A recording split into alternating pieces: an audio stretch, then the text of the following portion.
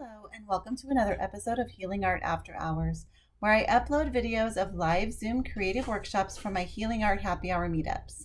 I'm Shauna Robeson from Creating Space Coastal, and in today's video, I will be introducing the benefits of adult coloring and discussing things to consider when selecting coloring materials and supplies. Handouts for the introduction to this topic are available for download at my shop at creatingspacecoastal.com. And as always, happy creating! Introduction to coloring.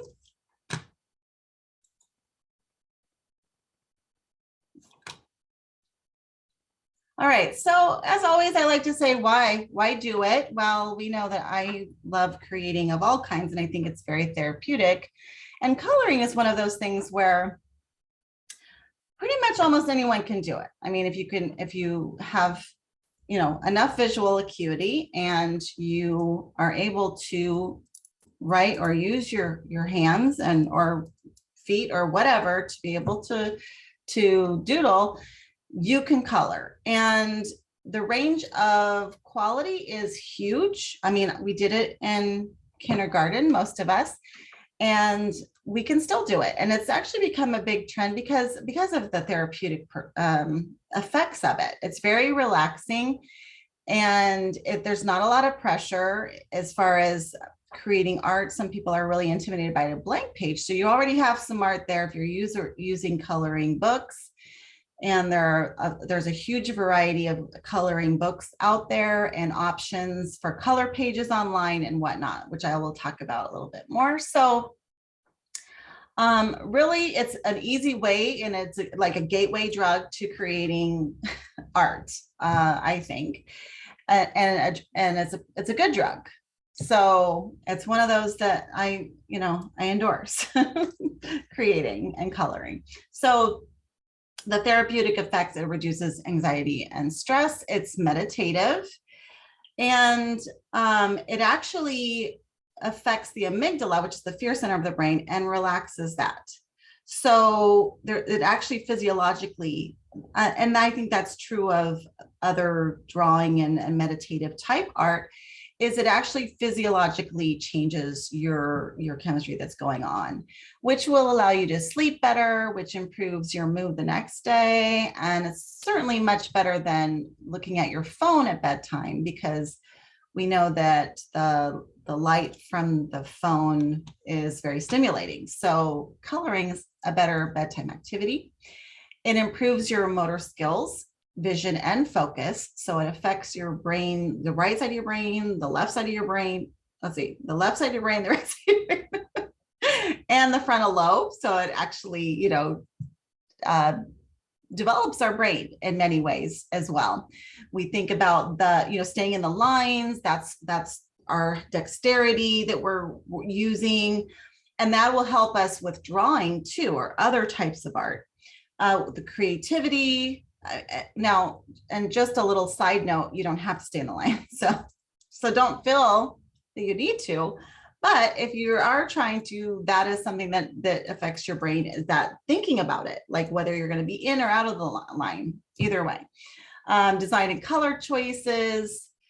Now I'm going to show you ways to not even have to worry about that. If you just want it to be pretty mindless and just relaxation, I have some ideas for you. So it doesn't always have to be so brain stimulating, but either way it does. It gives you some kind of brain development and also relaxation, organizing and problem solving, thinking about, where you're going to put what color and that sort of thing, and just gathering your supplies together. So there's some development that happens there, even at the most relaxing stage of it. So some of this information was adapted from this website link that's here. So if you want to look at more information on that, you can check that out.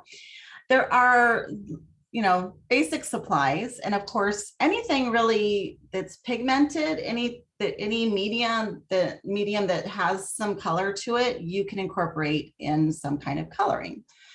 But you have to think about what the materials are that you're using, and I'll be talking a little bit more about that. But you need something to color. So whether it's a drawing or a coloring book, or you print off a color page, you need obviously the substrate or what it is you're going to color. And then you need the coloring medium.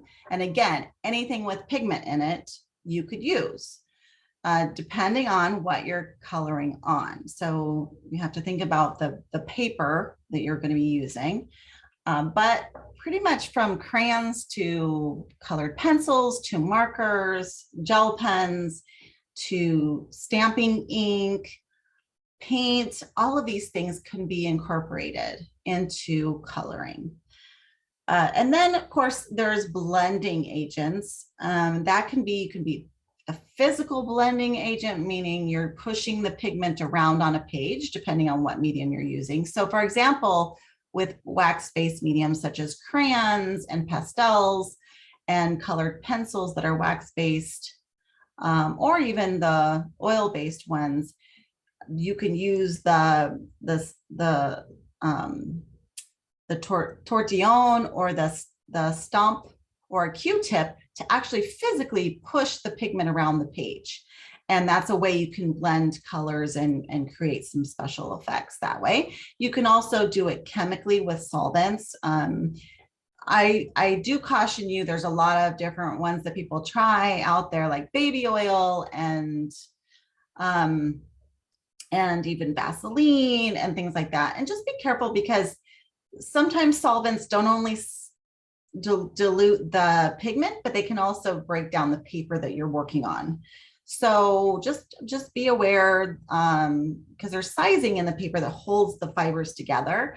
And sometimes the solvents can break that up, and then your paper becomes weak and it can break apart too. So just, be careful when using solvents. I'll be showing you some techniques with some lighter solvents, anything from water to, and that's true of water as well, if depending on the thinness of the paper, it could, a little bit of water could really start to warp or even make the fibers come off the paper that you're working on. Alcohol, baby oil, petroleum jelly, all the way to turpentine or odorless mineral spirits. And of course, you want to be cautious also about the chemical agents that you're inhaling. So just there's a wide range out there. So if you are considering getting some kind of solvent for what you're using, just do a little bit of your own research to make sure that it's safe and works for what you're working on. And then there's also blending with the medium itself, usually with colored pencils or crayons or even the pastels. You can just use either like a colorless or a lighter color or color that you're using within it and move the pigment around that way. So there's just ways to blend and move the pigment around the page. And as I do demonstrations, I will show you a lot of those techniques. All coloring books are not created equal. You can find them in the dollar store for very, very cheap. A lot of times those are children's books. And you'll notice if you feel the paper, it's really a little rough and real thin. So that paper may not be as good for using with markers, for example, because the fibers, it'll just basically bleed right through. That paper will just suck up the moisture in those markers. So everything from really thin to more of a cardstock, maybe smooth or rough texture, you're going to find a little bit of everything out there. So I like to actually feel the coloring book in my hand, or if you buy something from a reputable brand that you've seen demonstrated online, just be aware that they come in a wide range. So you can get the cheap ones, but those are the ones that if you put a little bit of water on them, the paper is going to peel right up. So just use more drier mediums with those ones, and then just make sure to get thicker pages if you're going to be doing more wet. And I'll talk a little bit more about that too. So these are some things you want to think about. Like I said, the paper quality, the weight, the texture of it. If you're using, for example, alcohol markers, they are prone to bleeding. And so if the paper's not smooth and it's real open fibers and it's thin, it's going to bleed right down to the other side of the page and also maybe to the page after that. So you can still use it, but just know if it's a two-sided page, it has art on both sides, you're going to ruin one side of the page. there are lots of coloring books with only art on one side of the page. And there are coloring books that are thicker and only one-sided pages. So those work well for things that might bleed through, like markers, or especially alcohol markers. But either way, no matter what, if you're using a wet medium, it's always a good idea to put a sheet of paper behind the page just to make sure that it doesn't bleed through to the next page and ruin something else that you've got going on.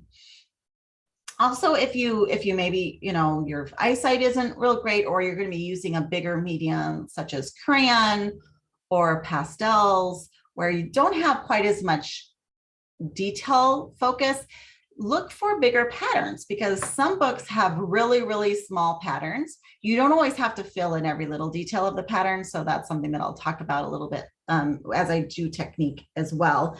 But we're tempted to want to fill in all those little details. So if you buy a book that everything is tiny, tiny little details, you're going to be really frustrated if you're using crayons and you want to fill in those details, because you're just not going to get that. You're not going to be able to with those details. Or if maybe just your vision isn't as good as it once was. I know that feeling. Sometimes it's hard to really see those little tiny details. So consider the pattern size of the book too. Look inside, see what it looks like.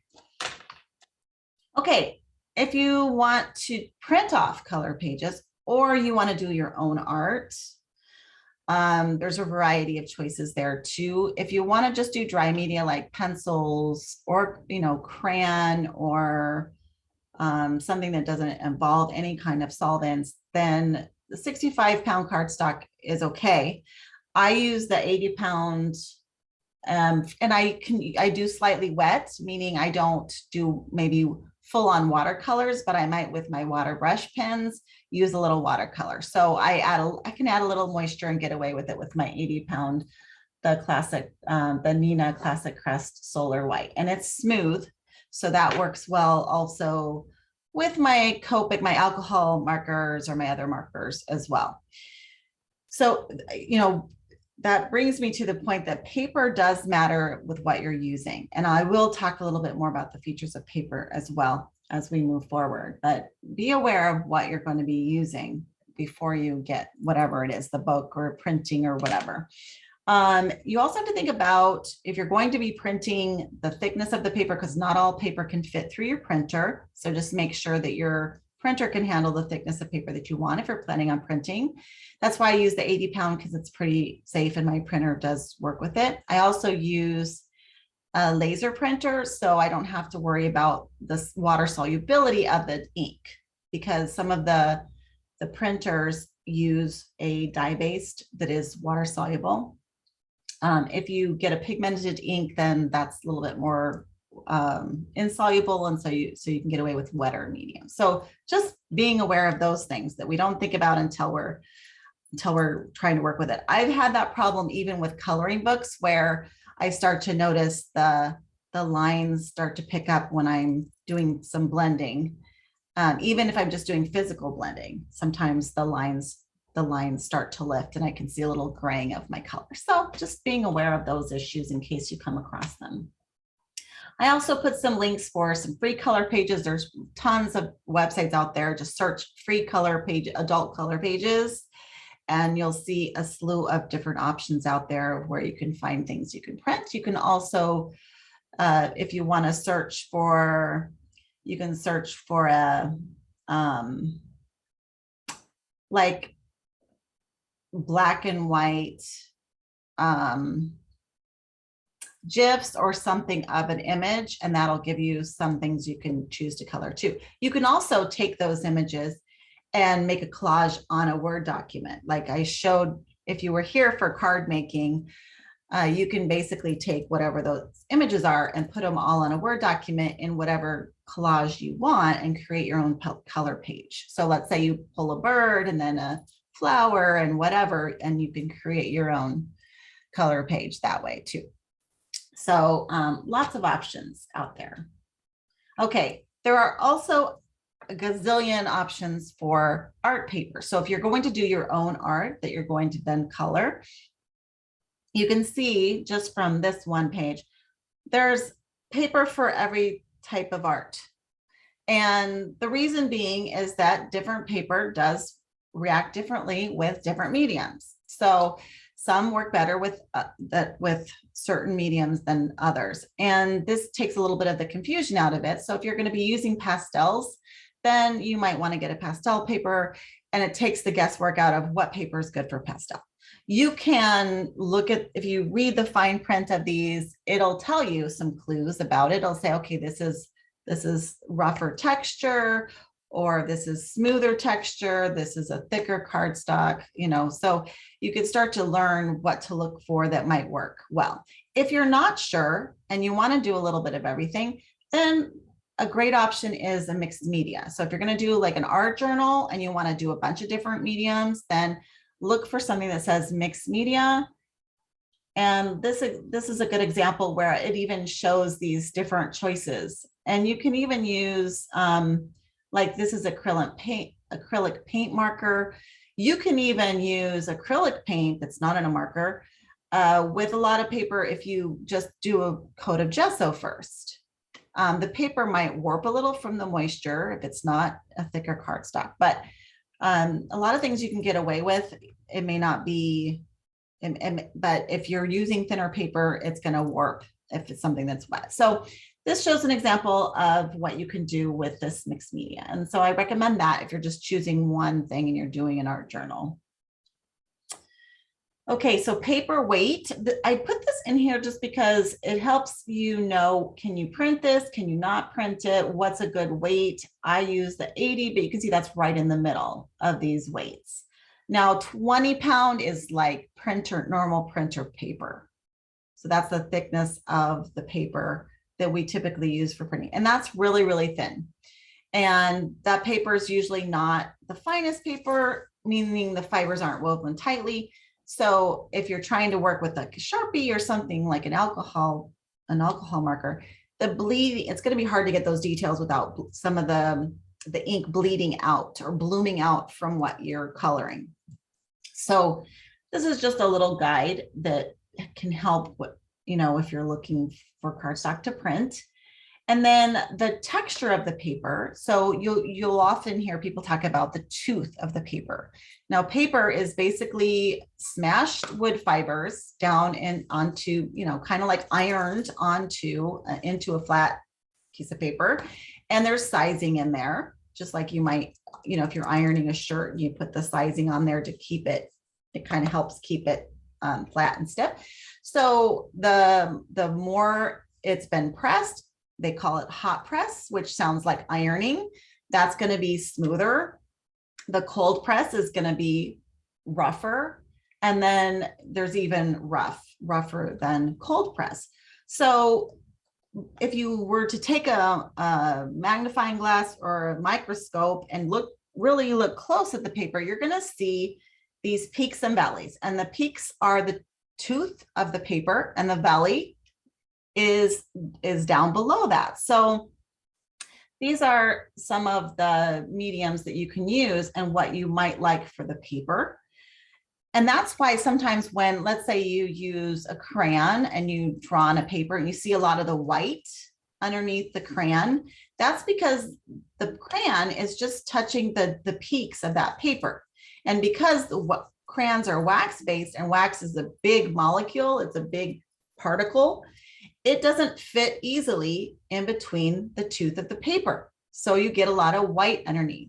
And the way to change that is through either a solvent to make the particles smaller so they can just melt into the valleys of the paper, or we use burnishing where you kind of push and shove it into the paper.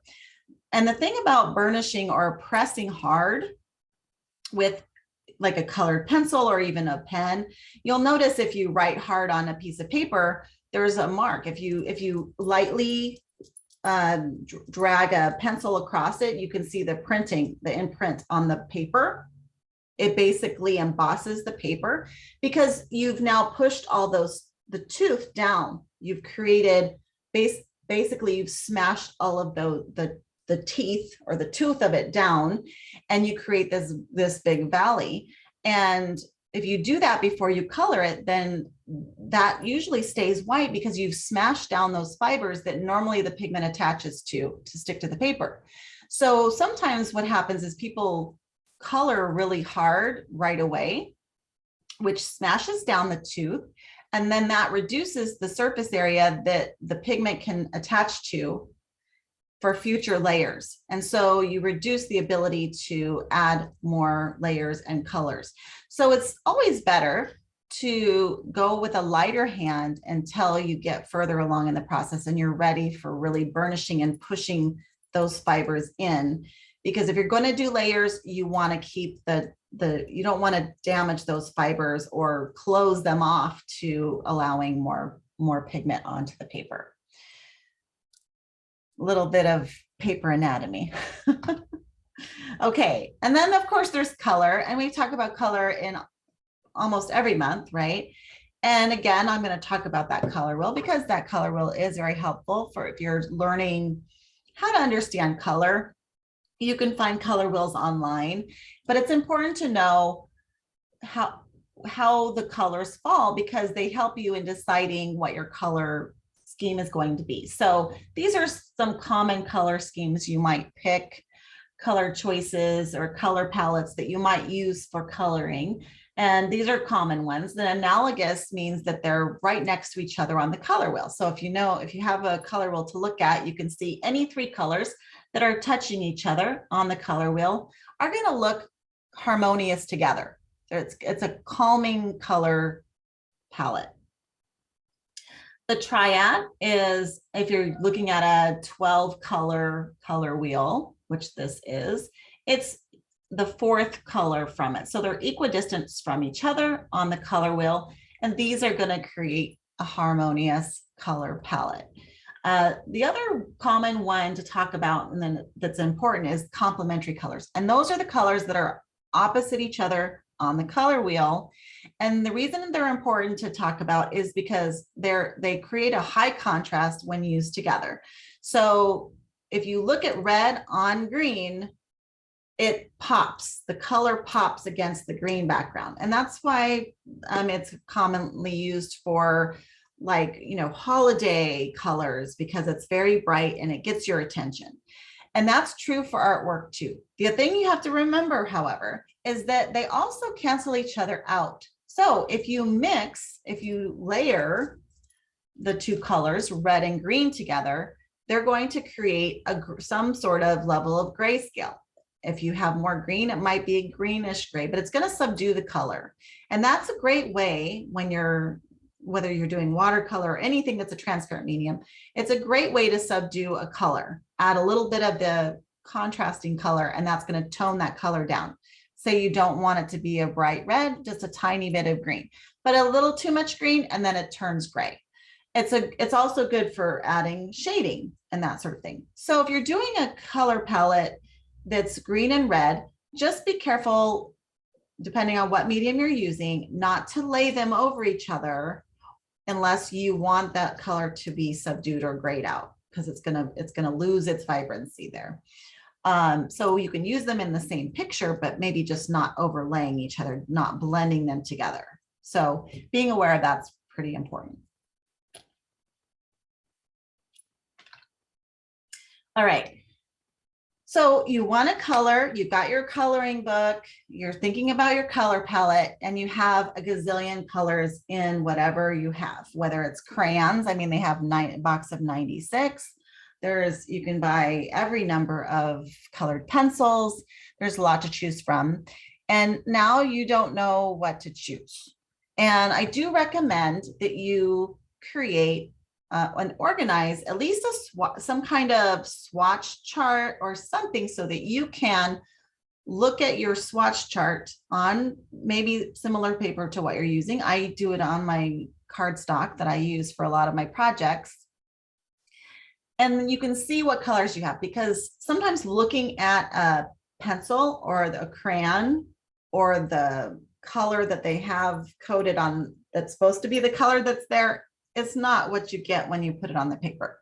And sometimes it's far from what you get. Maybe it looks brown on the crayon, but it's green. So it's helpful to create these swatch charts. And I'll show you some examples of that when I'm doing the live demo. But these are some of the templates that I do have online. I have some different size charts. So this is an example of one where I would put a gradient from light. So you just do a light touch to a heavy touch of a color. I would write the color name here, or put the number of whatever color it is. At the top, I would put what it is. So if, let's say this is crayons, I would put, brand and the crayons, and then I would put each color name or number or whatever in these boxes below, and then I would do a gradient of that color. So I can see what it looks like if I lightly shade, and then also if I really burnish and push it into the paper, I can see that gradient just by glancing over. And that helps me to organize my colors, as I'm coloring. Also, when you're doing a project, it's a good idea to make a little swatch of the colors that you're using too, and make note of them, because it's easy to start a project. If you put the pencils back where they go, and then you go, oh, I missed a spot that's this color, and now you've forgotten what it is. Well, you can go back to your swatches, but if you've also made a list, or you've also done a little swatch just for that project, it'll just be a little bit easier to find that right color. Because depending on your lighting, it might look completely different in daylight versus night lamp light. So, and that can be challenging, because then the next day I've done that where I thought I was grabbing purple, but it ended up being some kind of brown. And I didn't even know until the next day. I got it into a natural light, like, oh, that is not that color. But in the light, it looked like it was the same color. So if you make a note of it, not only do a little swatch of the color, but also make a note of the pencil number or the color name or something like that. That will help you from ruining a project that you might be working on. So then you can take your colors, once you've gotten them on the color chart, you can create triads. And this is a way of just ramping up your coloring technique by not just using one green for the leaves, but actually if you've got 3 shades of green, blending them together. So if in your color palette you have a variety of greens, you pick similar greens, like maybe you have some warm greens and maybe some cool blue greens, and you pick 3, a light, a medium, and a dark shade if you have it, and you put them together in these triads. And you blend them together. So I would put a little bit of the light color, and then the middle color and the dark color, and then I would blend those to see what those look like as a blended triad. And that's a way to just, like I said, take your coloring to the next level from simple, just, okay, the leaf is green, and I pick one color of green. That's going to give you you're going to be able to create some dimension by just using 3 shades of green, or even 2 shades of green would help. If you only have 2 shades of a color that you think goes together, you could just put the light and the dark and what they are and blend those together. And then that just gives you another page of, oh, these are the colors that work well together. And that helps you when you're planning. The third template that I have here is in my pencil containers, and this of course won't necessarily work for you depending on how you store your pencils, but I have these books that have little pencil slots in them, which I will be showing. And so I created this template because these are about the width of a pencil, and I can just cut these up into strips, and I put them in my pencil carriers so that I know which pencil is what color right on the spot. So especially if you're on the go and you don't have maybe this full page, you can have this right where you're actually doing the work.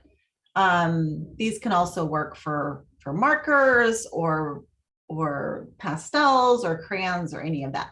And online, I do have templates in different sizes, because maybe for a crayon, you might want a bigger size swatch, because crayons take up a little bit more space faster. So I have different sizes. I have a large, medium, and small of this color palette. And then I have 2 sizes of the triads. And then I just have one of those. And then I'll have a couple other templates that I'll share in a little bit. So here's a little bit about color pencils, since that's one of the most popular mediums to use for coloring. There are three main types of colored pencils. There are water-based pencils, and you'll see them called watercolor pencils or aquarelle. You also ink tints, which is water soluble, but rather than it being more like a watercolor, in the end, it's more of an ink.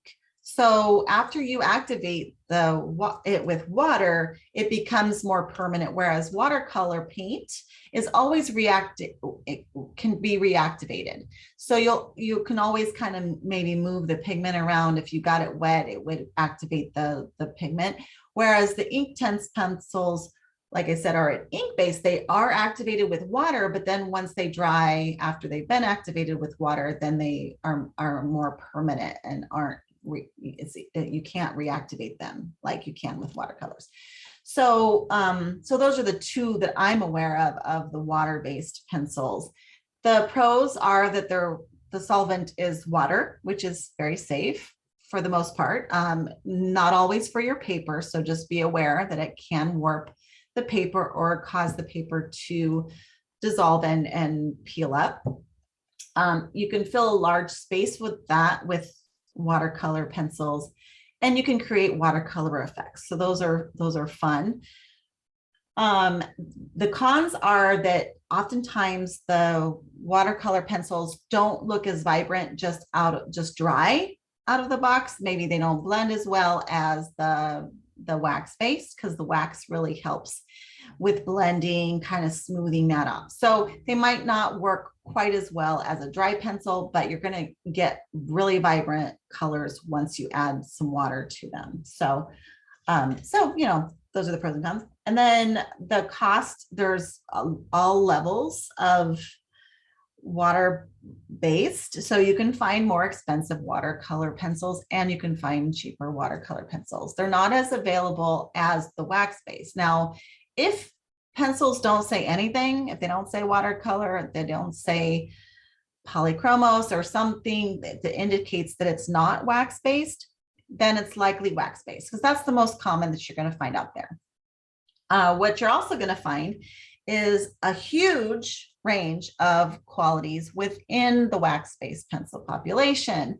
And what does it mean to be higher quality? Well, with any art supply, any pigmented medium, the difference between a lower or student grade versus more artist grade or higher grade is pretty much the pigment versus the binder. You're going to get either higher quality pigment materials, maybe the minerals that they use for the pigmentation are more pure, more vibrant, but you're also going to get more of them in the amount of with the binder. So that creates the lead of that pencil. It's going to be wax. And so the cheaper ones are going to have more wax and less pigment. And what that's going to do, and that's what I found with the crayons, is crayons are kind of the step down from a wax colored pencil in that they have a lot more wax, and it's a soft wax. So it's hard to control.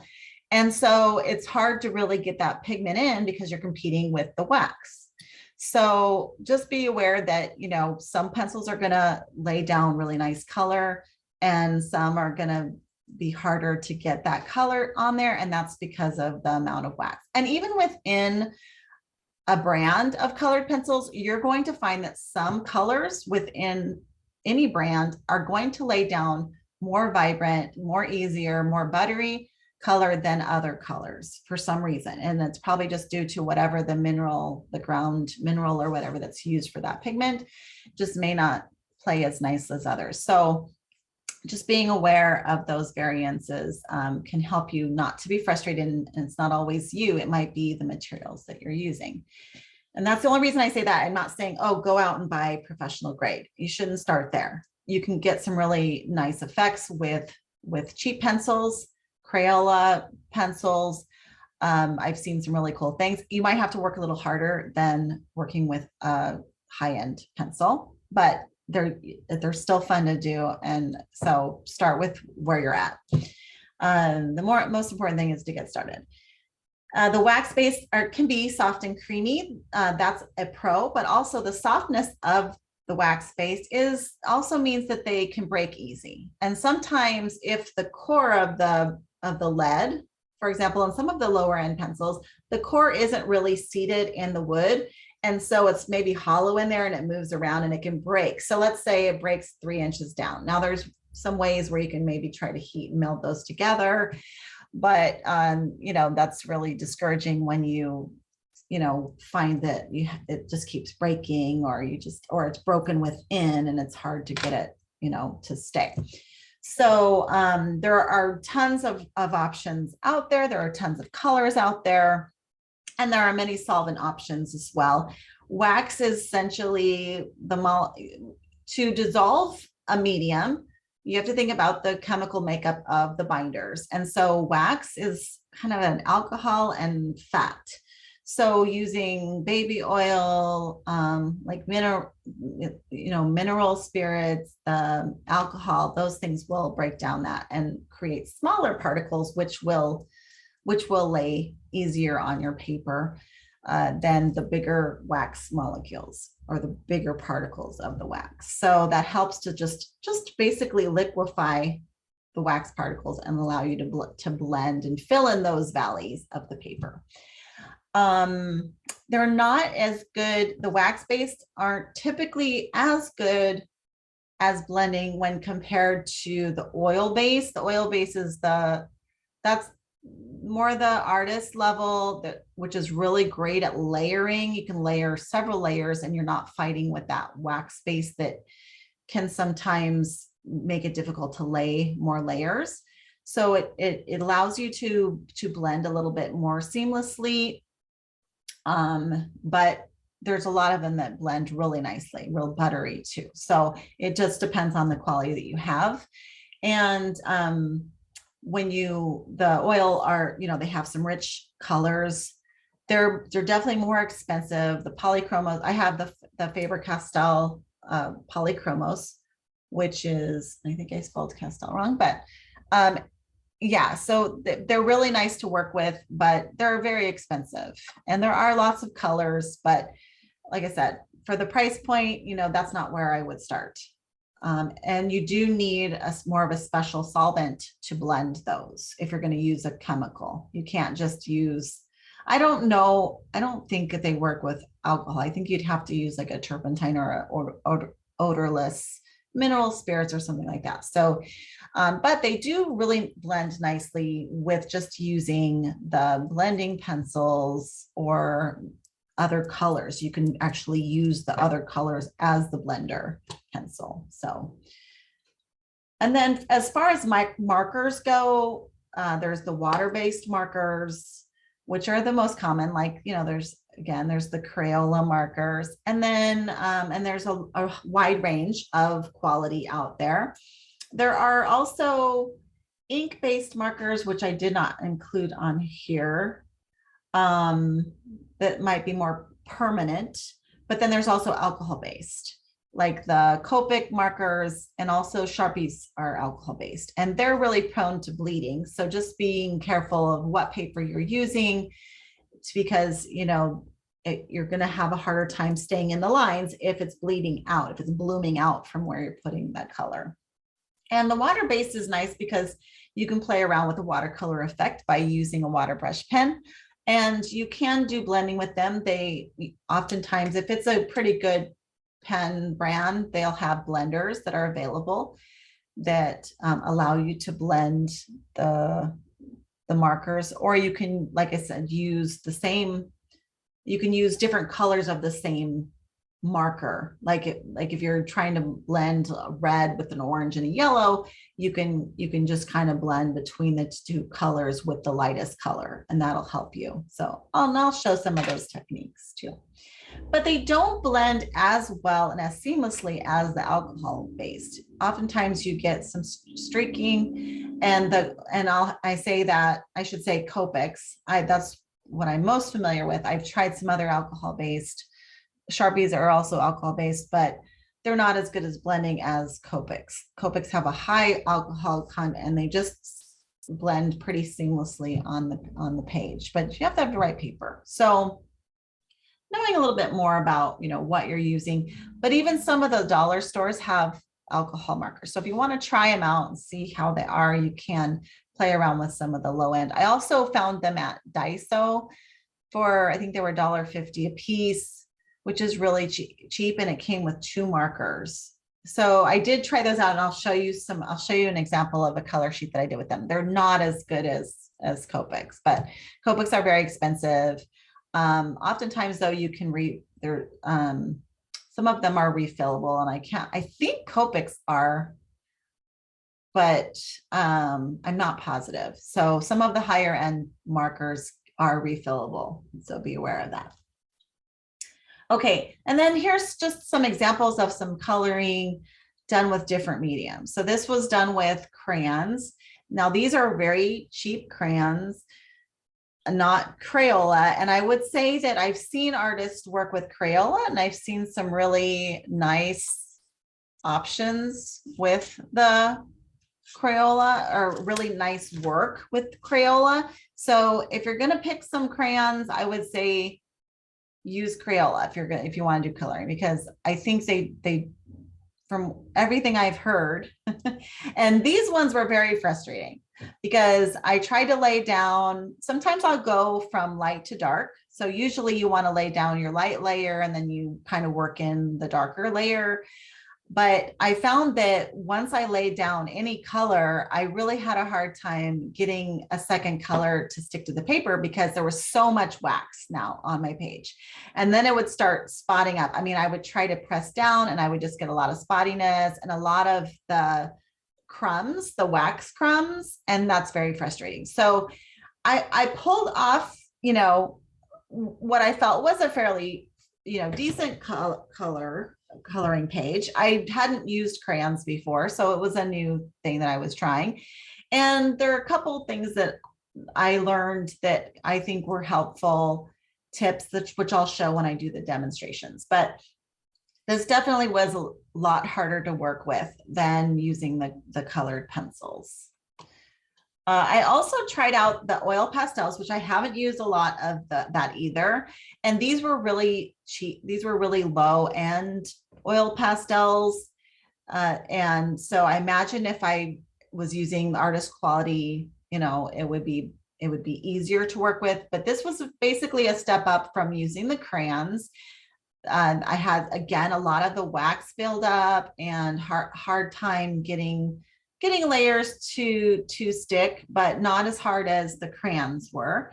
And this one definitely blended a lot easier than the crayons did. So a little bit softer, you can blend with your fingers or Q-tips, or use a little bit of, you can use a solvent. I use mostly the stumps and Q-tips in my fingers. So, but I also found that with this level of oil pastels, that sometimes when I'd use my fingers, it would actually just scrape off the wax and the pigment together. So it was challenging. I definitely learned a few things about working with these that I wanted to pass on, and I'll demonstrate these live too. This was the water soluble oil pastels, which made it a little bit easier because I was able to use the water to get some nice effects blending with just water. So those were a little bit softer and easier to work with, and the water helped. And then finally, I tried out the chalk pastels, which were fun. I did find, now chalk pastels, oftentimes they're also water soluble, so you can use them with water. But this particular coloring book was not forgiving of a lot of moisture. So when I tried to use some water, some of the paper started to lift. So you do have to be a little bit careful when using the water. But this was fun to work with too. And you can do the technique either by laying down the pigment and then doing the water over, or else you can have the water on your brush and then take it from the actual pigment. It's kind of like if you did paints, but so it was fun to play around with those because I don't really often use those. I've had those in my supplies and they just sit there because I don't know what to do. I didn't really know how to do it. So I was learning more about how to use them and trying to practice them, and hopefully I can share some of what I've learned as I demonstrate those. Now this one I did with the Prismacolor Premier, and those are a really nice, soft, you know, creamy color. They have a lot of vibrant colors, and they're easy. They're, you know, pretty easy to blend, pretty soft, and they're fun to work with. So they're a nice colored pencil option that's middle of the road in price. This one I did, I believe, with my Polychromos colors. So played around with some different shading and whatnot. And again, I really like the Polychromos as well. And this was the Inktense, which is the water-based ink pencil. So again, sometimes once I, you know, added some water, I wanted a little more blending, and then I wasn't able to because it didn't really move as much. So just, I'm still kind of learning how to get the best out of these, but they do have really great vibrant colors, and it's a fun one to work with as well. And then water-based markers, this is using the technique of just straight from the marker, not any solvent or anything like that, and just working with different colors to blend them. And then I added a little bit of gel pens just to give some sparkle and bling here and there.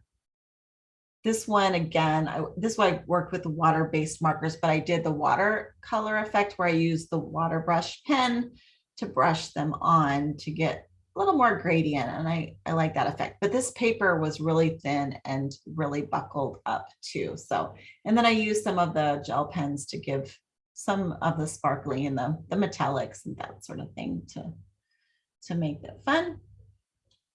And then this is some examples of watercolor, using the watercolor, the alcohol-based markers. These two were done with Copics. And these ones just blend really, really nice. You can get just a really nice soft gradient color. And this is just a Sharpie. So just an example, but you can still see brush strokes of the, you know, the marker brush strokes. I don't know, brush strokes the right thing, the marker strokes that I used with that. Whereas with the Copic, it's a little bit, it just goes on a little bit smoother. So you can still create some of these textures when you don't want to. So you just have to be careful when you're creating it to work fast if you're doing a bigger space. And then using water-based dye ink. So this is used like rubber stamp ink that I used. Again, I used some daubers to create these colors. And then I used the brush pen to create some watercolor effect with the flowers. So you can even, like I said, anything with pigment you can play with. Okay, so the only rule really is to have fun. So I'm going to be, you know, trying to demonstrate some things to give you some a little more like advanced skills. Not trying to make you an expert or say that I'm necessarily an expert, but just give you some ideas of how to maybe take it to the next level from really basic, but really go at whatever level is comfortable for you. And I'm going to talk about the whole range. Okay, let me get this stopped. Any questions before I go to the live demonstration? Great presentation, really great. Thank you. Thank you so much. I agree with that assessment. And I also wondered would Pentels be wax pencils? Well, I used, if it just says Pentel and then it says colored pencil and there's nothing else on there, then yes. Anything that's not labeled specifically something else, the default is just wax based. So assume they're wax based unless because it's going to advertise. It'll say water soluble or watercolor, or it'll say, and I don't know if there's a lot of choices out there as far as the oil base goes, but the only one I'm aware of is the Polychromos, but I'm guessing that there's another brand that makes those. Interesting. Yeah, the Pastels are beautiful. I've used them for years. And then for my birthday, someone gave me this. And I was like, Let me can you see let me get you highlighted so I can see what you're showing. Oh. There we go. Someone gave me this, and I was like, what is watercolor pencil? And I thought Ah. maybe everything I've been using is, but now this was very informative. So I realized this is something different. So would you use a water pen to make these work better? Yeah, to activate those, right? So there's different ways to do it, and I will be demonstrating doing water over this month. I'll be demonstrating how to do. You can do it two different ways. You can dip the tip into water before you draw, or wet the tip, or you can put it down and then use a water brush or a brush with a wet brush to do the design. I prefer that way because if you do dip it in water, just be careful that you dry it, because you're basically, it's the solvent, so I just think that there's more likelihood you can damage the tip of it, and it also is going to dull your tip very quickly.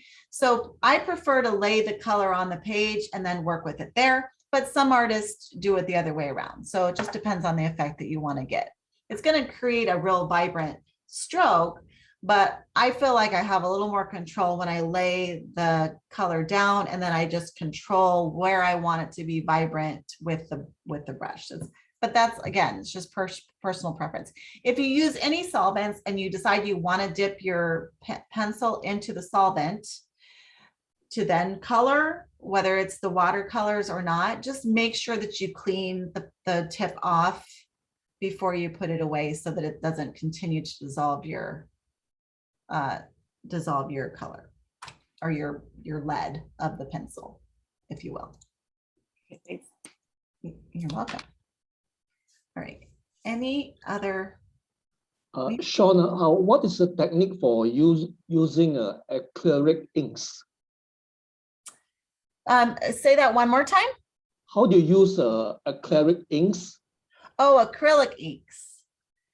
Well, it's basically like, and I haven't used a lot of them, but it's basically, it's acrylic paint that is in like a marker form. So you can use it, especially it's helpful for lettering or things like that in projects that you want to do. And it's good for journals or any projects that you're using acrylic inks with. So sometimes it's easier to do details with the pens than it is to use a paintbrush. So there's a wide variety of the acrylic markers out there. And acrylic is nice because it can go on top of a lot of different medium. Even, you probably could even, go over the top of a wax-based thing with acrylics, as opposed to some of the other ones maybe aren't gonna cover something as well. But acrylics is pretty, it sticks to a lot of things because it's a sticky medium. So acrylics, you can, like I said, you can use them for a lot of things. I was trying to think if I have an example of a little project I did with acrylic marker. I was just trying to play around with using some of the stuff that I have lying around that I don't often go to. Those are also good for doing, dot painting on rocks and things like that. So these were a couple projects that I did. Here, let me highlight myself.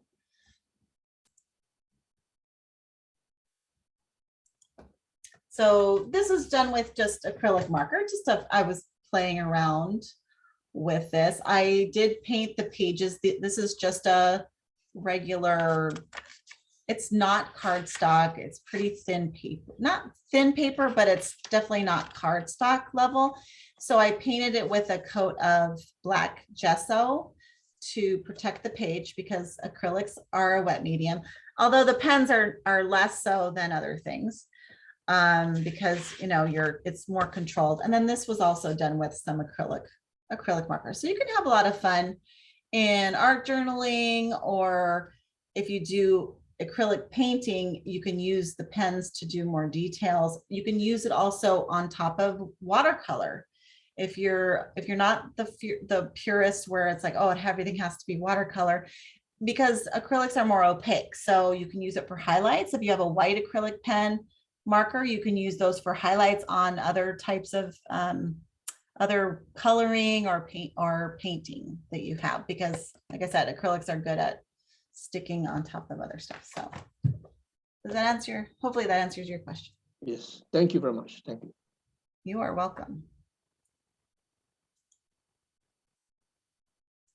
All right. Any other questions before I get to some of the demo stuff?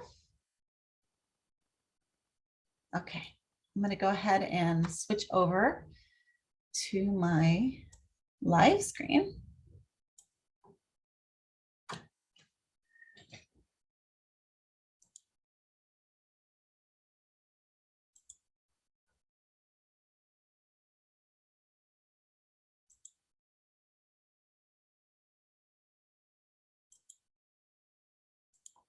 Okay, so you should see my mouse now. Okay, so these are some of the templates that I was talking about. We'll start there. This is the small swatches. So if you're using markers or things like that, you don't always have to do the gradient. So this might be fine. And then I have the medium for if you want a little more space for swatches, or the large for like using with crayons or something that takes a little more space to do the gradient. And here's an example of what I did for the crayons.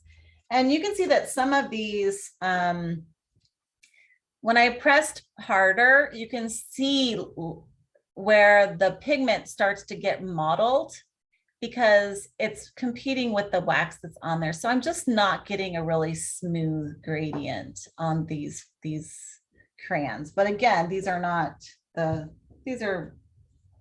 don't even know where I got them. Could have been the dollar store, but Studio Art crayons. I would recommend trying Crayola. And then this is an example of one that I did, and this is the Polychromos. So this is the oil base, and I don't have a lot of colors in that because it's, and they are more expensive, but each of these are 3 colors that I just blended to play around with how they look together. So to get an idea, and that's what these Triad charts are for. And then these are some examples of older charts that I did, but what I really like to do the gradient. So that's why I moved to these others. I'm going to be going through and creating that.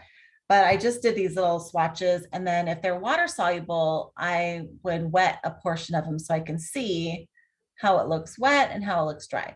But again, I like having the whole gradient where you can see that if I lightly shade and then I press harder, what it looks like. And then also I do a little slab of wet on there.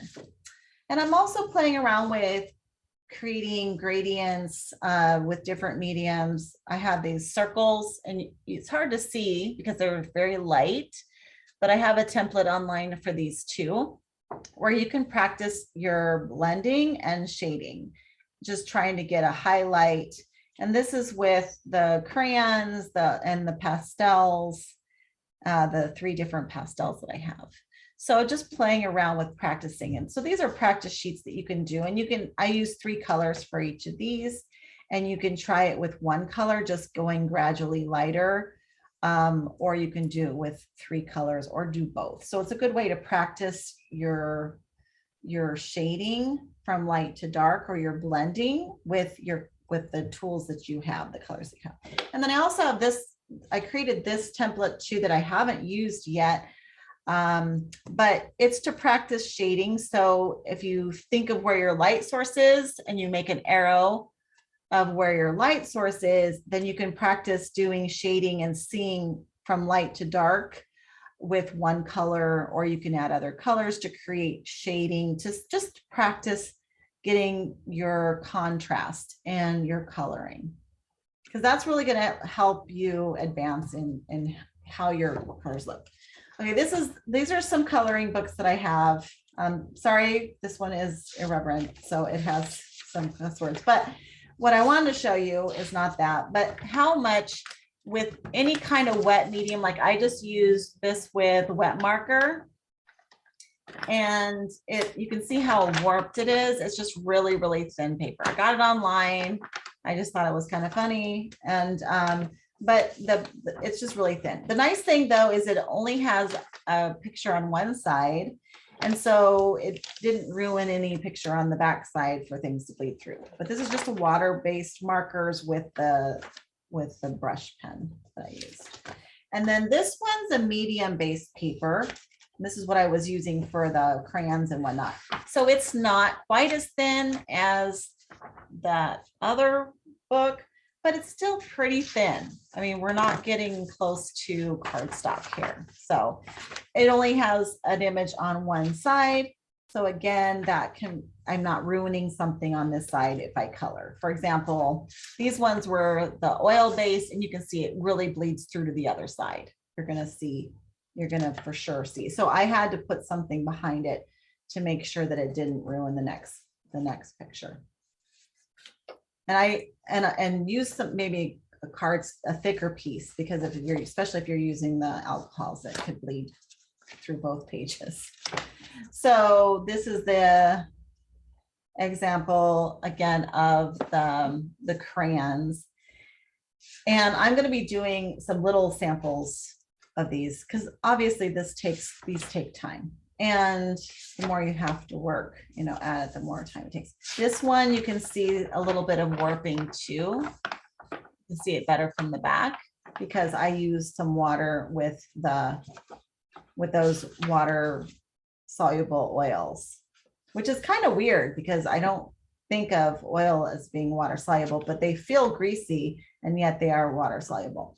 This one, I just used my finger a lot of times and used a Q-tip to push it around. So I didn't use any solvent for that. I did use a little bit of alcohol for solvent here, and that cleared up a lot of the white that was showing underneath and just softened it a little bit everywhere. And that really makes a huge difference for the crayon. And then this one, I did use some water as well.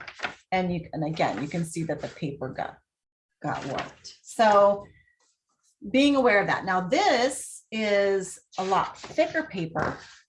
You can hear just the sound of it.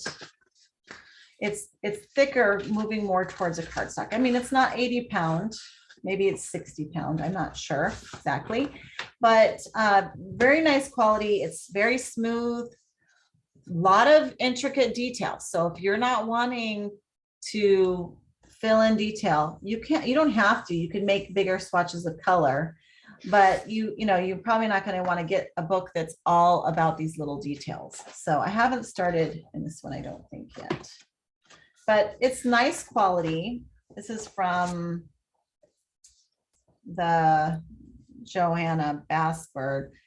But the only thing I don't like is that it does have patterns on both sides. So I worry about bleeding through to the other side. If I want to paint this, I have to make sure I don't use something that's going to bleed through, or else I'm going to ruin this picture too. So that's my only complaint so far. But it feels like really nice quality paper. And I've seen some really great artists work on this coloring book. Okay, so that's a little bit of a tour. So be aware of what you're getting, because it does make a difference on what you're using. Now, what I did to do some samples for you guys is I went and found, I don't know if you remember, if you guys were here for my card making, I showed you how I printed this off, and I actually have the stamp that matches this. But I just printed off several of these guys since I'm making holiday cards, and I'm just going to color them with different things. Now, I made a couple bigger ones because, like I told you before, crayons are really hard to do details with. So I'm going to color maybe this with the crayons and the oil pastels or something like that. So I wanted a little bigger design. And then I'm gonna do each of these with a different medium, just so you can see. It's a quick project, but I can give you some tips along the way as I color them, or, you know, either what not to do or what might help you not get frustrated. Because the main thing is to have fun and not be frustrated. Some of the tools that I use, if it's a water soluble, I have just these, you know, cheapy brushes I can use that if I want to really like move it around. This isn't good for scrubbing. So if I'm trying to blend, I use these, you know, these cheaper but stiff bristles, so I can really, you know, scrub it and get it to move. This is great if it's a softer, you know, if it's easy to move and I'm just softening it up, then I just use my brush pen, my water brush pen. These are called different things, but you just fill it with water. And then there's different tips. This one's a kind of a medium round tip that I can use, but they have different shapes of tips. And that's really nice for using for some of the details. And then this I use for a couple different things. Sometimes if I want to scrape out the color a little bit, I can use this. But I also discovered a technique that I liked, where for the crayons, I scrape off the wax because wax drives me a little crazy. So I'm just using this as a wax scraper. This is an embossing tool. I mentioned that if I wrote something on here, and I'm just going to show a sample of that. But if I press this down on the paper, on the tooth of the paper, and then I try to do something over it with a pencil, it keeps the white of the paper. And you can use that technique if you want to create hair or something, some white details.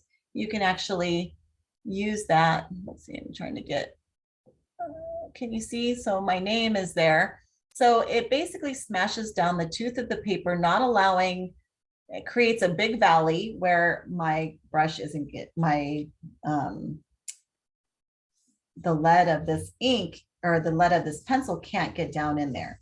Now, if I were to use some sort of solvent, then it could spill into those valleys and make that disappear.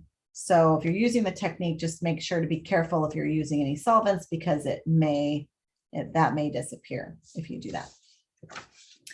So the other thing I have here is some just regular sandpaper, and I use that with the stumps.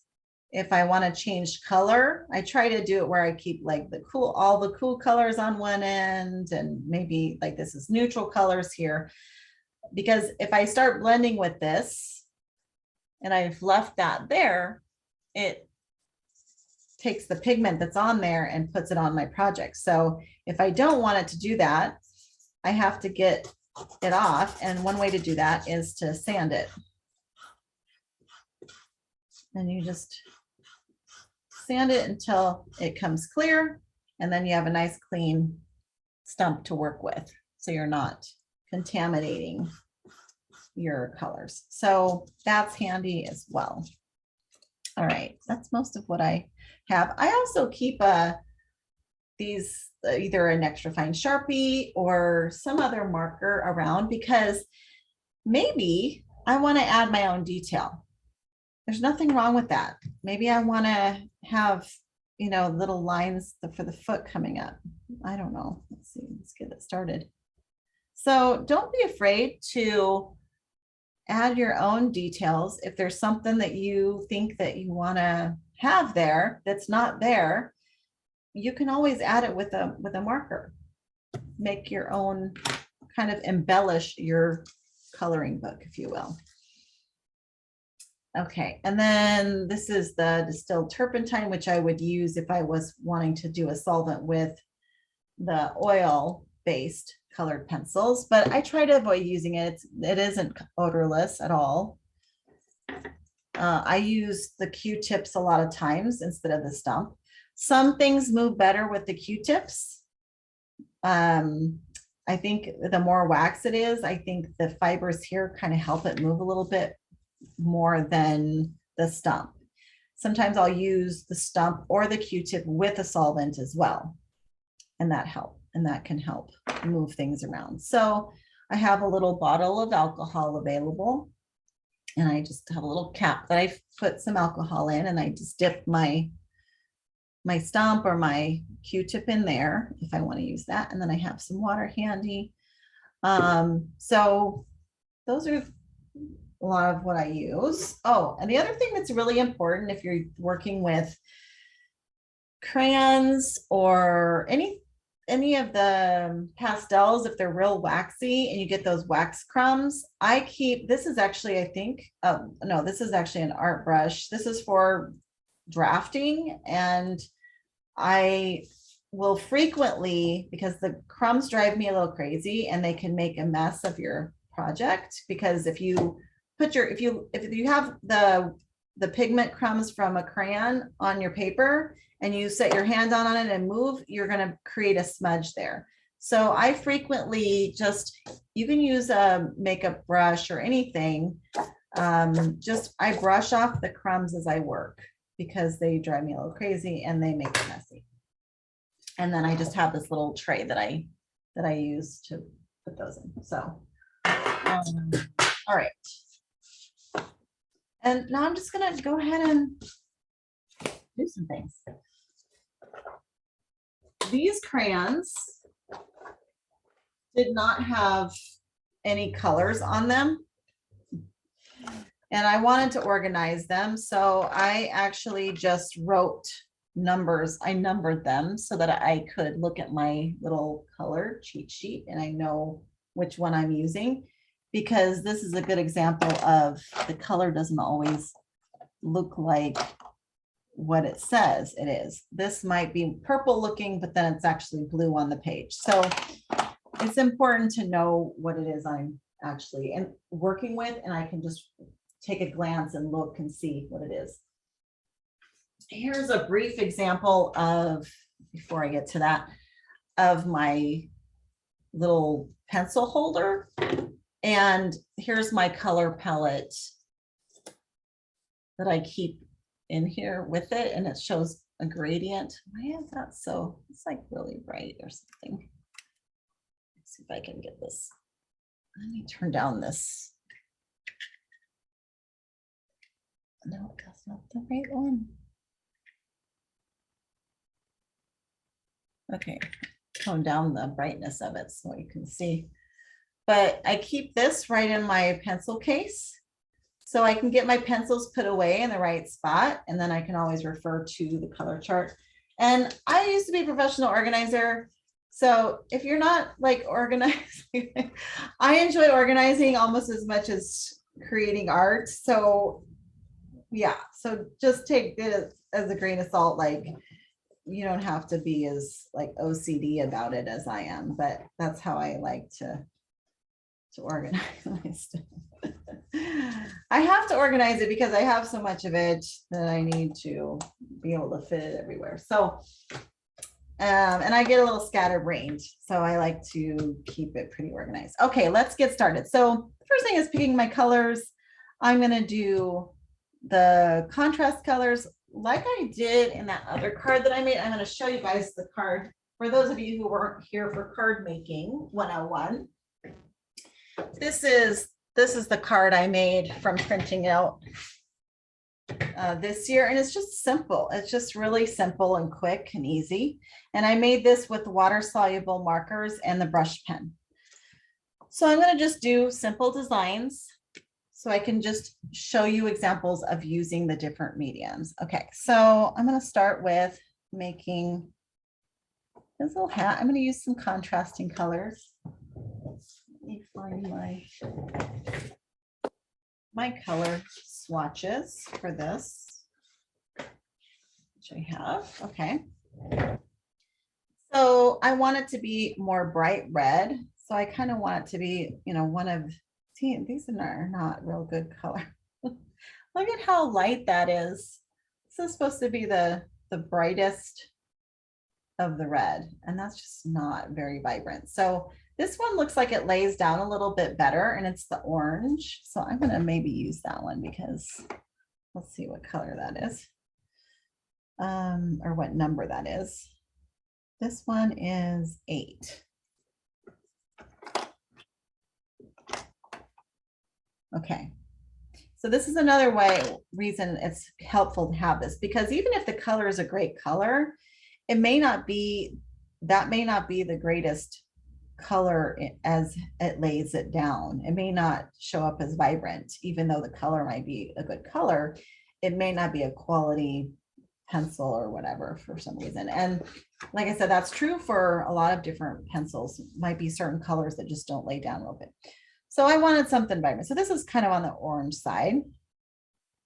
And normally I'm actually going to take a secondary color. This is probably 9. Okay, good.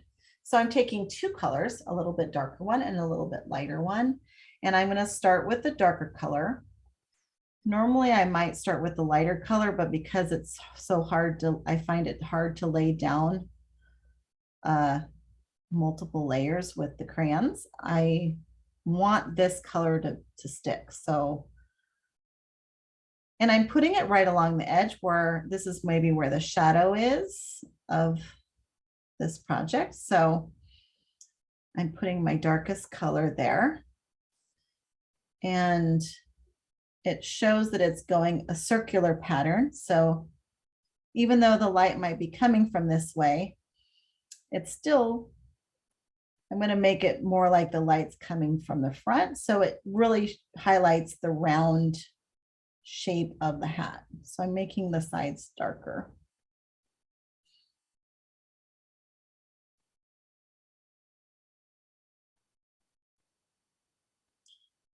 And typically I recommend doing like a scrumbling, or now I'm not remembering the name of it, but you're just doing little short strokes, little circular, whether you're using colored pencils or not. Like the little strokes, I think, are nice, unless you actually want the visibility of the strokes. It's nice to do the little short ones because then you don't get lines on your paper unless you want the lines. So I'm just trying to work on where I want the darkest colors of these things.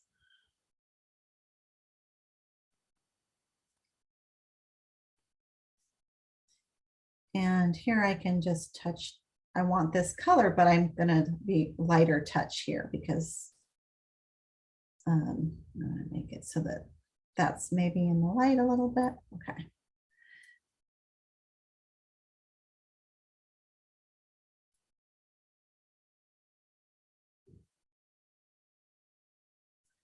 All right, now I'm taking the lighter color and I'm going to go right over the top of that and blend it. So where the one color touches the other color, you get ideally, these don't work quite as well, you get a little bit of a blending of the colors. Let me bring this in a little closer. Now, what you'll notice is I get these really streaky, blotchy coloring with these ones. See how blotchy that is? That's just the quality of this crayon. So, and you know, the harder I push, the more I get that. So it doesn't make it go away. But in the end, I'll be able to fix it all.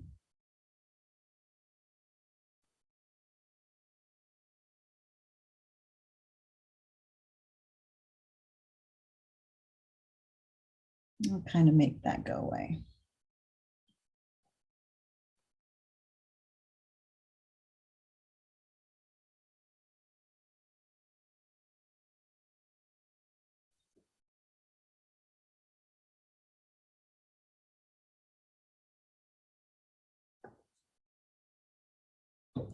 All right.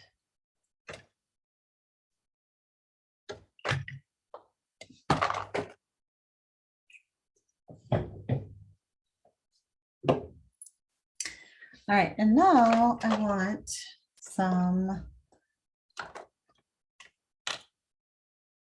green. Actually, I shouldn't have put those away. I'm going to keep those out so I have them in case I missed something. I'm going to take a couple light and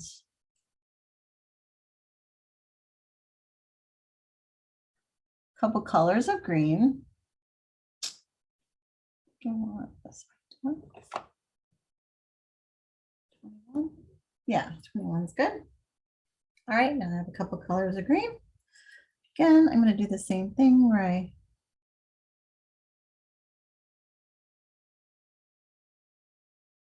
just coloring around the edges.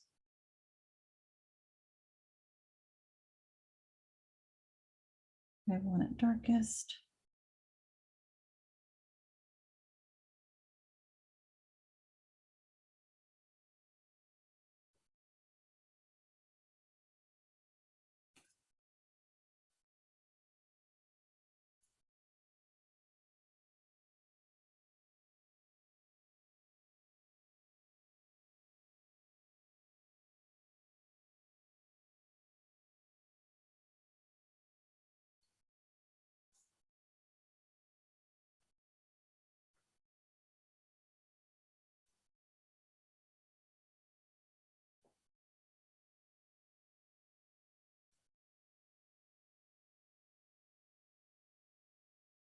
And you can see these little crumbs that just show up. They drive me a little nuts.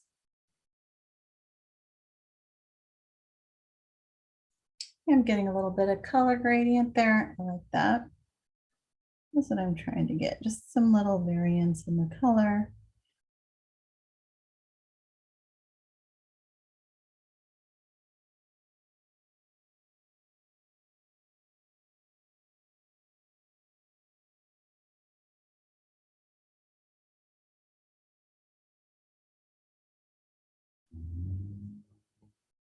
Okay, I'm gonna get rid of some of those crumbs. I'll try color.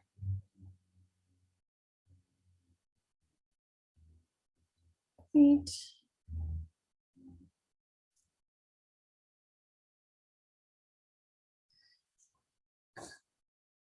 All right, then I'm going to bring some grays in. Check out my gray color options.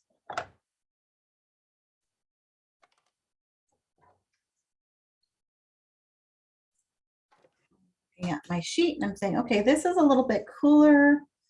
I like the cooler gray. So that's number 44. So I'm going to use the cooler gray and then maybe the black.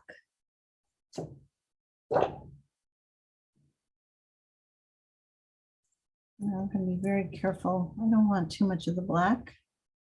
Just going to bring it along the edges. This is really going to be white, but I want it to not be, I want to show some shadow. And I think I'm going to bring in a little bit of shadow on the side of the penguins too, just to give some dimension.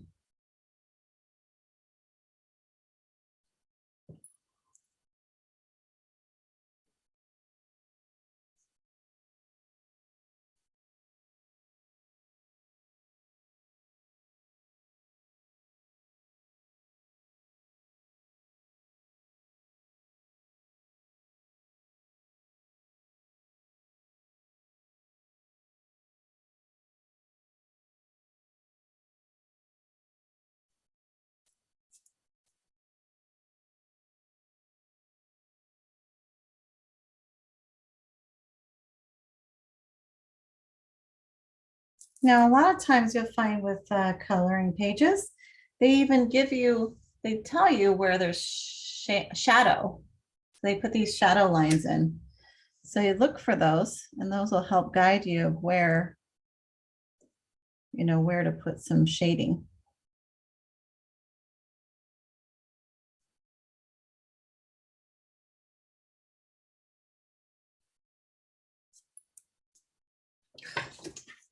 I really, the crumbs make me a little crazy. Just lightly trying to bring in a little bit of pigment, maybe a little shadow underneath the scarf. Just lightly touching it, really lightly.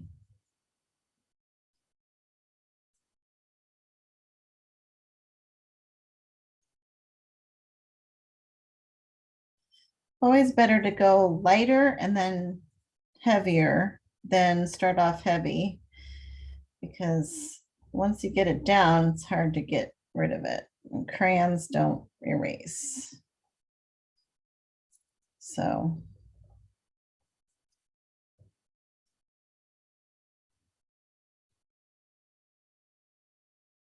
you can use your fingers with crayons, but eventually the heat from rubbing will kind of melt them a little bit too. But I think the alcohol works nice. All right.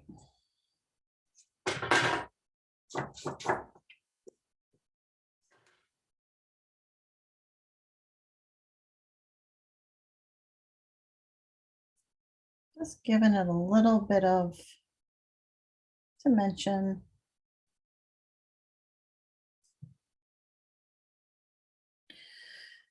Okay, now I want maybe some shadow in front of them.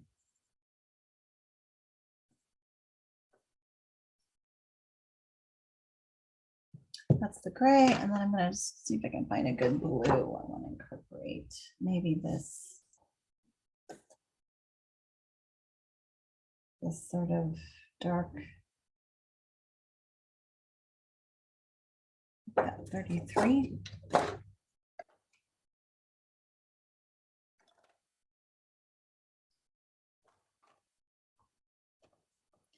I would never be able to find if I didn't have it numbered, because this looks nothing like that. On the outside.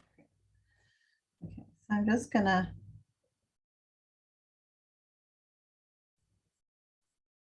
lay down some pigment.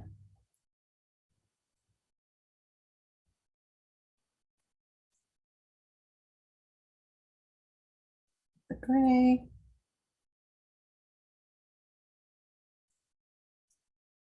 Okay.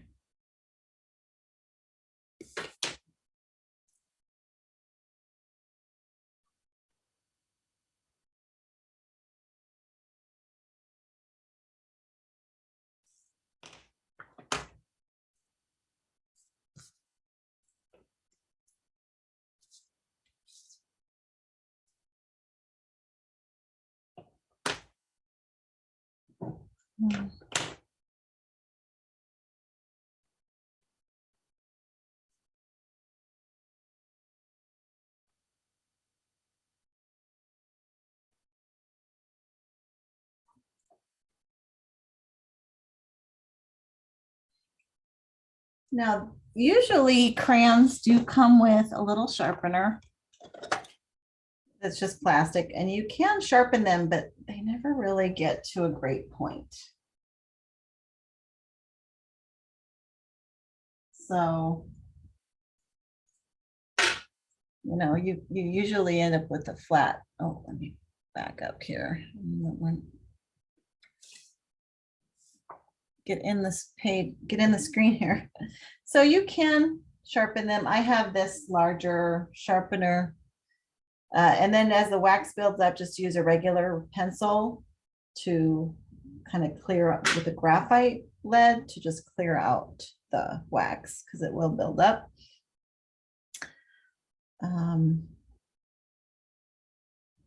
But it's nice to have a little bit of a point when you're trying to do some detail. It's hard to get good detail with these guys. I have to be really careful because this is what I was talking about before, where red and green will make gray. So if I mix these up, that's not gonna look so great. So I don't want to try to blend those. I try to keep those as white as possible so that I'm not trying to blend that. So I have to be careful when I do the blending.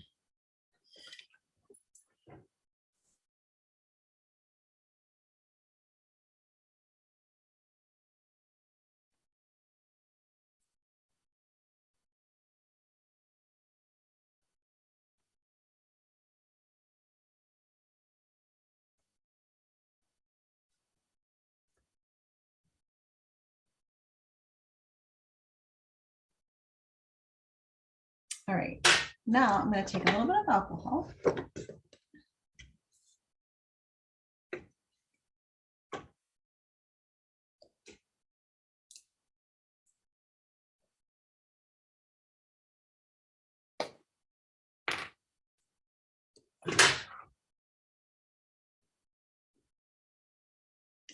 It evaporates pretty quickly, so I'll just put enough in that I'm going to use fairly quickly because I don't want to waste it.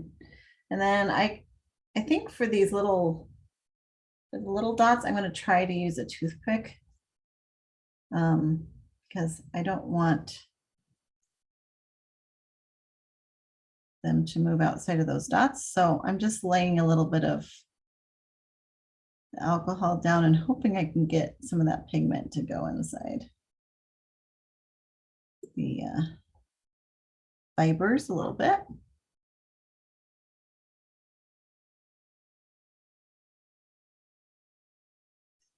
It's like a balance of lifting up the wax, which may be carrying the pigment. Often the case with these guys. With my particular crayons.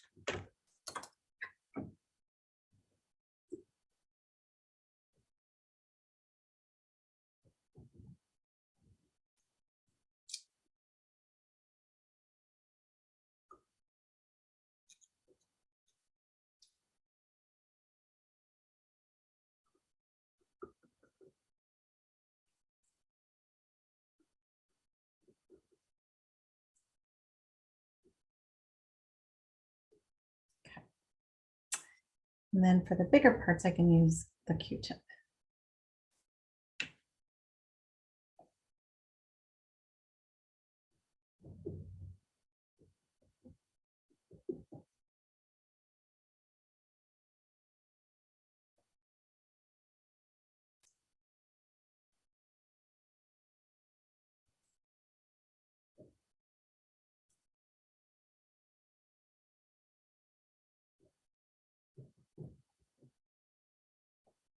Now, if you want white spaces, you have to be careful because this will liquefy it and it'll fill in all the spaces. So, if there's enough pigment there. So if you want white spaces, just be careful not to go all the way across. But see, it just softens that wax right up.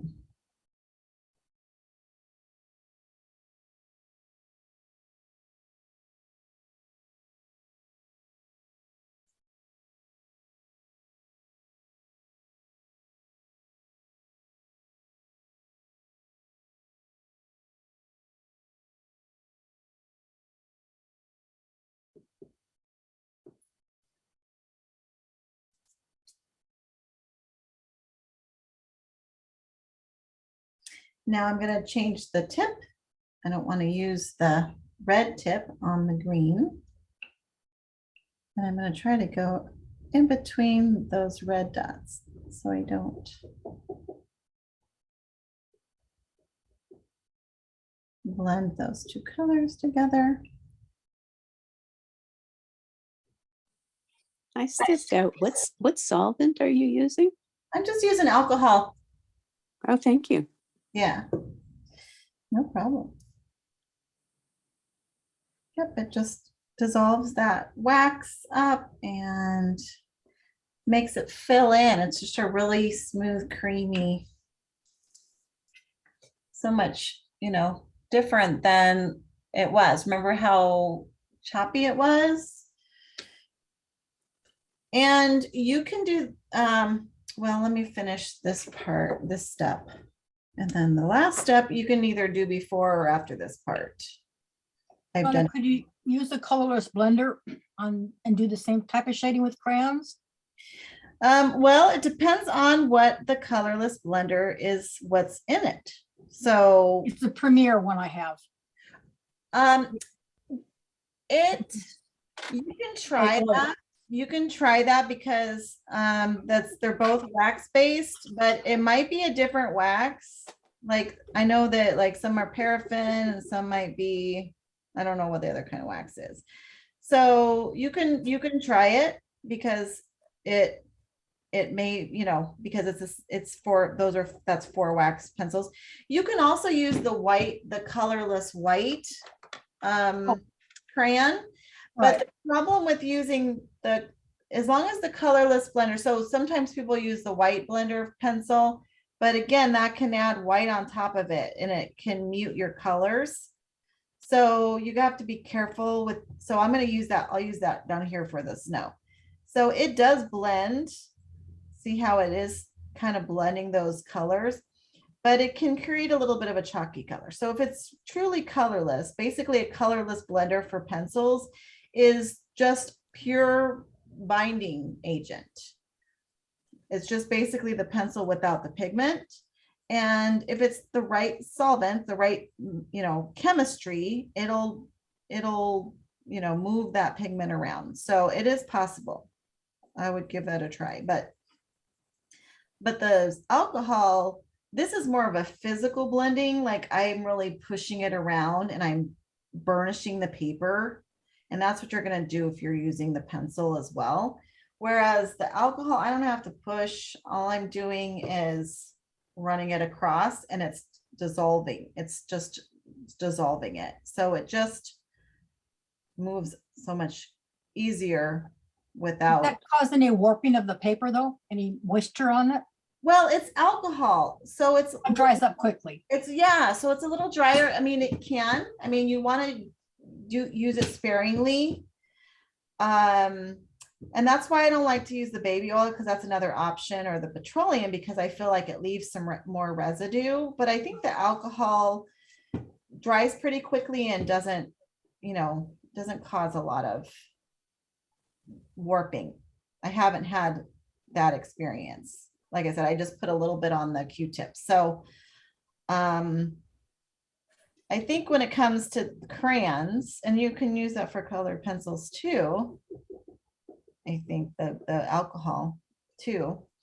I think it makes a nice solvent-based blender. I met an artist who discovered that he could use hand sanitizer because it is basically alcohol. Yep, exactly. Exactly. And glycerin's another one. So a lot of like glycerin-based things can be used for, certain things. So yeah, get creative. But at the same time, remember that not everything is archival, meaning that it might affect the light fastness of the medium. So, if you're doing it for your own thing, it's not really, you're not doing commissioned work, then it doesn't matter. Use whatever, experiment, play around, try new things. But if you're creating art that you're selling, you want to be careful in what you use, because you want to make sure that it's not going to affect the archival quality of it. Okay. The last thing, or sometimes like I said, I do this before I would do that part, but I like to get rid of any wax that's left over. So I just use the cut credit card, and I can scrape it across, and any wax that's still on there that hasn't been dissolved off, will show up as more crumbs. So that'll get rid of those last little crumbly bits, and which show up as maybe clumps of pigment sometimes. So I think I like that smoother, the smoother look of not having that.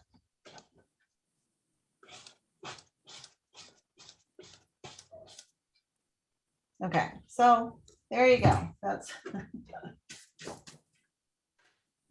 working with crayons. I mean, you know, if that's what you have, you can do a, you know, a pretty decent coloring job with them. And these are, like I said, these aren't even the good crayons. So, all right.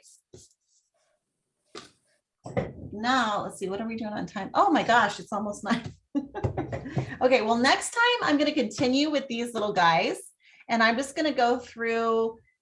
I mean, I won't be doing another whole presentation, so it'll move a lot quicker, and I'll just go through each of my mediums and just, you know, whip out a little coloring thing and talk a little bit about using that medium, what things that I've learned, tricks that I've discovered or that I found in my research, and hopefully help you guys avoid some of the pitfalls that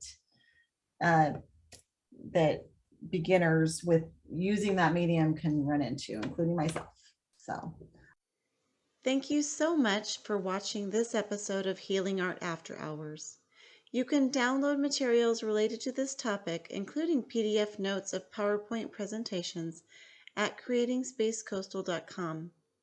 Don't forget to like, subscribe, and share if you found this content helpful, and join me for the next video here at my Creating Space Coastal channel, where I hope to inspire you to create space in your life for fun. Thank you.